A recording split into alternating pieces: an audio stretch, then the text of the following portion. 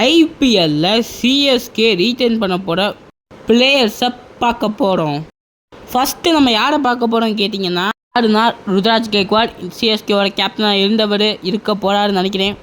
போன சீசனில் பேட்டிங் சூப்பராக பண்ணார். இன்ஜுரி மட்டும் நடக்கலன்னா ஒண்டர்ஃபுல் பர்ஃபார்மன்ஸ் கொடுத்துருப்பாரு. அண்ட் இவர் ரீட்டைன் கண்டிப்பாக ஆவார். அண்ட் நெக்ஸ்ட்டு நம்ம ரெண்டாவதாக பார்க்க போகிற யாருன்னு கேட்டிங்கன்னா, next captain cool MS Dhoni. தலையிலன்னா சிஎஸ்கேல கண்டிப்பாக இந்த சீசன் அவர் ரீட்டைன் ஆவார். யாருக்கு தெரியும், இது அவர் கடைசி போட்டியாக இருக்கலாம்.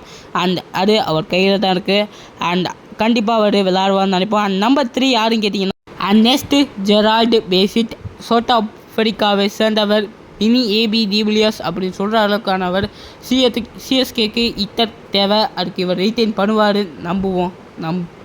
அண்ட் தேர்ட் பிளேஸ் ஷேக் ரஷீத். இவர் ஏன் ரீட்டைன் பண்ணுவாங்கன்னு உங்களுக்கு தெரியும். போன சீசன் ஓப்பனிங்கில் பீக் ஆனார். கண்டிப்பாக இவர் ரீட்டைன் ஆவார்.